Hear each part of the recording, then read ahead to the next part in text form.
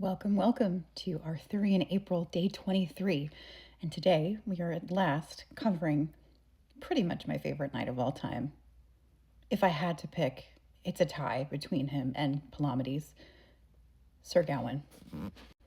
Now, you're probably going to wonder, Sir Gawain and the Green Knight, yes, we're finally talking about this. So about that, we're going to talk about the Green Knight tomorrow because there's so much to talk about that particular story and its retellings that I want to talk a little bit more about Gawain as a character, where he comes from, how the character changes, and what that means sort of as the myth consolidates itself. So starting right off the bat with the Welsh triads, we know that Gawain is mentioned extensively alongside with Arthur and Bedwyr and many of the other characters like Kay that we've come to discuss so far. This predates that magical 12th century where you have a combination of people like Geoffrey of Monmouth, followed by Chrétien de Troyes and Marie de France, really kind of turning this into a narrative. What's important to remember about Welsh poetry is that it's not narrative. The editor of this particular volume is really good at explaining that. It is more like a chronicle of people to be remembered, and also things like various horses and pigs to also be remembered. In this particular one, we hear Gawain show up twice, and with his old name, Gwalchmai, which means the Hawk of May, which is a really kick-ass name. So he is listed as both a man of substance and one of the 3 men of the Isle of Britain, most courteous to guests and strangers.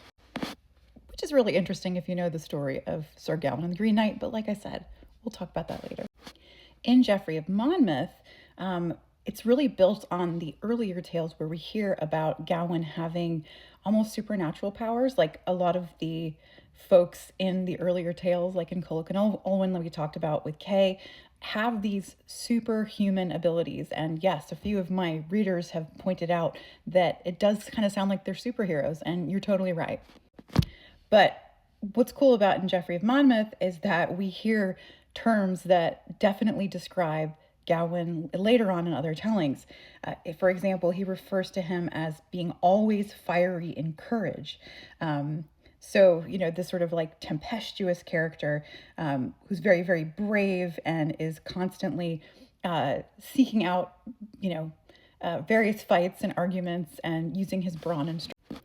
Now, most importantly, the relationship between Arthur and Gawain is really part of the backbone of the early depictions of Gawain. He is the most favored knight. Absolutely no question about that. He does the most valiant things. He's considered courageous and kind and good and strong in battle and all of these wonderful things. In some of the earlier tales, he's strongest when the sun is at its pinnacle. So he has kind of those superhuman powers that we talked about before. But in a sense, it's this avuncular relationship, the fact that Arthur is his uncle, and it's not just an uncle, but it's also an uncle because there's something particularly special about the son of your sister being close to you and potentially living as a foster child among your people. Now, there are instances where Gawain doesn't actually even grow up in Britain. He grows up in Rome, of all places, and then comes back sort of after having this very classical education. But just kind of an interesting little fun fact.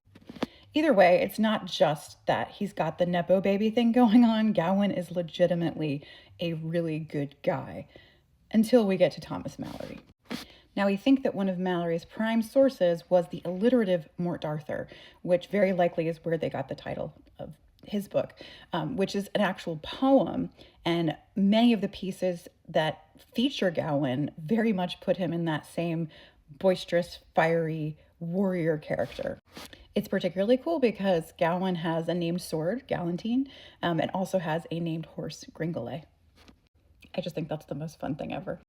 Anyway, in the alliterative Mort Arthur, the language around Gawain and who he is really fascinating. This is a scene where he's running down Mordred and Mordred's allies, and Gawain, his blood boiling, could not hold back. He grabs up a spear, gallops down on a man who bore scarlet all splendid with droplets of silver, and thrusts him through at the throat with his bloodthirsty blade, so the sharpened spear shatters to splinters, and with that savage stroke he sinks down to die. lots of drama. And then later he's like shouting, and I particularly love this. He levels a stout lance and lustily cries, "Foul-bred bastard, the fiend have your bones! A curse on you, wretch, and all your false works! You shall be dead and undone by your dire deeds, or I shall die this day if destiny have it." So all that repetitive alliteration is why this is called the alliterative Morte Arthur. And then he like goes absolutely berserk on these masses coming toward him. And I just love that, and I stole that and I put it in my book. Well, the berserker part anyway. That said, he's also famous for a few different retellings of the Loathly Lady, or the wedding of Sir Gawain and Dame Ragnall. If you are all familiar with Chaucer's Canterbury Tales, you probably know the story of the Wife of Bath, which actually is the only Arthurian tale in the series, which is interesting since that was sort of the height of Arthurian popularity. Her version is a bit rougher. Won't get into it too much, but the other version that's out there, The Wedding, is a very traditional story in that there's some kind of trespass, and essentially Gawain gets hoodwinked into having to marry this hideous old woman. But by answering a riddle, he finds out that not only is she not hideous and old, she's actually super beautiful, and they live on happily ever after because he essentially answers her question, which is, what does a woman want more than anything in the world? And it turns out that is autonomy and being able to make her own decisions. What a concept, huh? By the time we get to Mallory, as mentioned before, definitely not the same guy. Certainly is hot-headed and mean, but also ends up being an absolute one of the people that's part of the downfall of King Arthur, which I always thought was kind of a bummer. However, that does get very much reclaimed in later years, and we've kind of lost that sort of jerkwad version of Gawain. But when I was writing my own books, my books are full of Arthurian Easter eggs, as you might imagine. And one of them is that in the first book, when you read it from Anna Pendragon's perspective, her eldest son, Gawain, he's a total hothead, he's a drunkard, he's a lout, he threatens women, he's horrible. You can't imagine that he would ever be anyone heroic.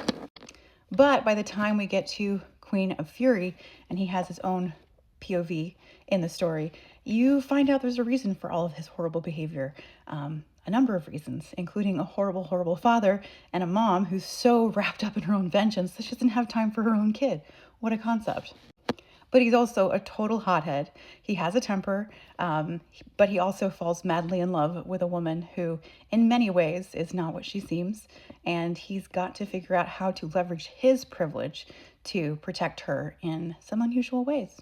But he absolutely is obsessed with her, and that's one of my favorite dynamics as well. So tomorrow we will come back and talk more about Gawain, and in particular the Green Knight, and why that is such a remarkable piece of literature.